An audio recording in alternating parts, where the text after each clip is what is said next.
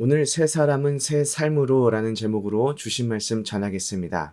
오늘 말씀 14절에 그때에 라고 시작하고 있습니다. 여기서 말하는 그때는 언제일까요? 오늘 본문에서 말하고 있는 그때는 예수님께서 세리 마태의 집에 들어가셔서 죄인들과 그리고 세리들과 함께 밥을 먹고 있는 그때입니다. 제가 보니까 예수님의 일거수일투족이 항상 핫이슈였던 것 같습니다.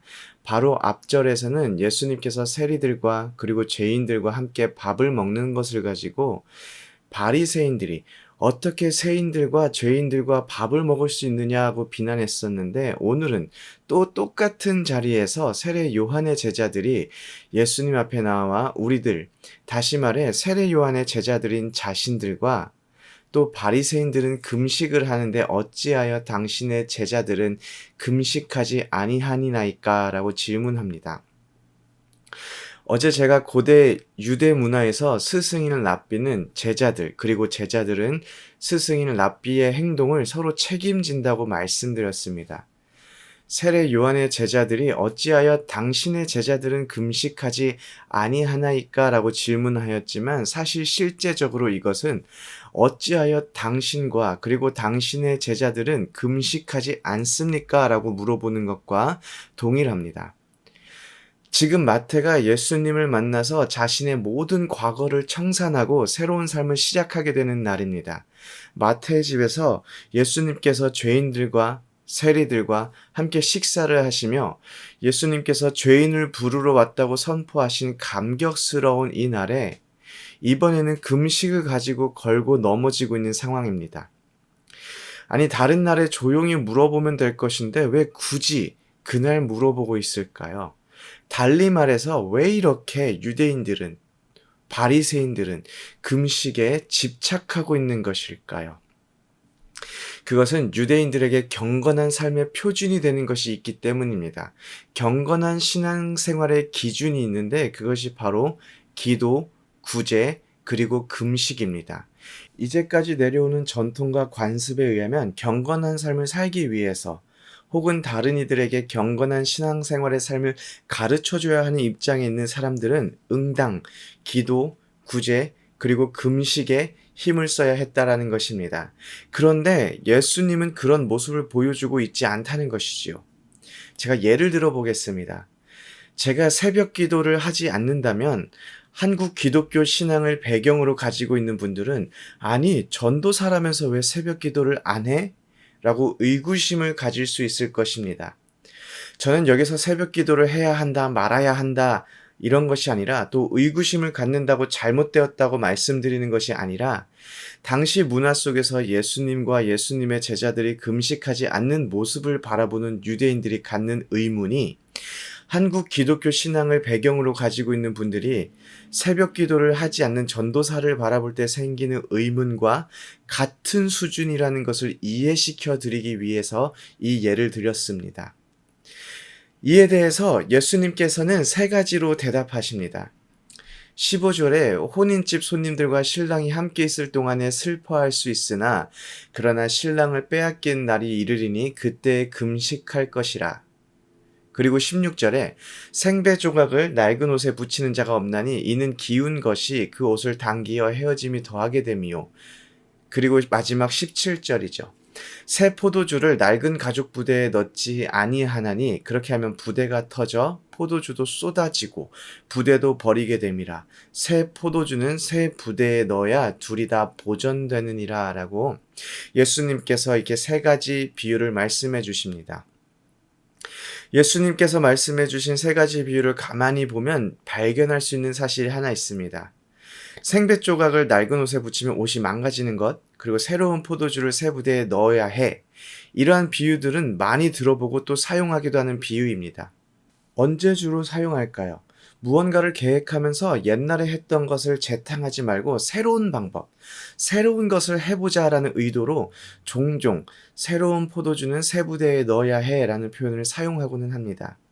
오늘 예수님도 이 세 가지 비유를 통해서 금식은 옛날 것이야, 너희는 새로운 사람들이고 산상수훈에서 선포한 것처럼 새로운 삶을 살아가야 해. 그러니까 이제까지 형식적이고 보여주기 위한 것들을 모두 버리고 이제 새로운 삶을 살아야 해 라고 말씀하고 있는 것일까요? 혼인집의 신랑, 그리고 생배조각, 새 포도주 모두 금식을 하지 마 라고 말하고 있는 것이 사실은 아닙니다.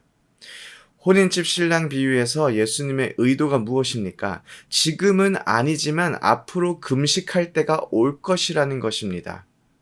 그리고 생배조각 비유 역시 마찬가지입니다. 금식을 하지 마라는 것이 아니라 앞으로는 이제까지 해왔던 그런 방법의 금식이 아니라 다른 모습으로 금식을 하게 될 것이라는 것입니다. 새 포도주 비유 또한 마찬가지지요. 새 포도주는 새 부대에 넣어야 하듯이 이제까지 해왔던 의미의 금식이 아니라 새로운 의미의 금식을 시작하게 될 것이라는 것입니다.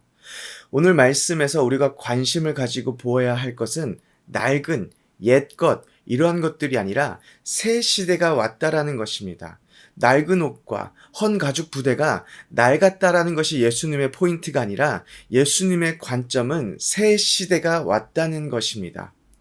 그러면 무엇이 새로운 것이고 무엇이 새 시대라는 것인가요? 고린도후서 5장 17절을 보면 사도 바울이 이렇게 기록하고 있습니다. 그런즉 누구든지 그리스도 안에 있으면 새로운 피조물이라 이전 것은 지나갔으니 보라 새 것이 되었도다. 요즘 전화기들은 자기 스스로 업그레이드를 합니다. 밤에 충전하는 것을 꼽아놓고 잠이 들면 알아서 자기가 밤새도록 업그레이드가 필요한지 아닌지 확인하고 지금 사용하고 있는 버전이 오래된 버전이라면 스스로 새로운 버전으로 업그레이드를 합니다.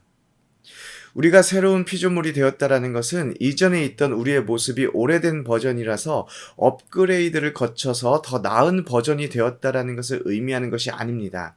우리가 새로운 피조물이 되었다라는 것은 전화기가 스스로 업그레이드를 해서 버전을 높이는 그런 수준이 아니라 전화기가 아주 새로운 전화기로 기계 자체가 바뀌었음을 말하는 것입니다. 우리가 새로운 피조물이 되었다라는 것은 이전과는 전혀 다른 신분으로 살아가게 되었다라는 것이지요. 그래서 이전까지는 금식이 유대인들의 경건의 표준을 보여주는 올바른 신앙생활의 표준을 보여주는 요소였다면은 이제 금식은 이전과는 다릅니다.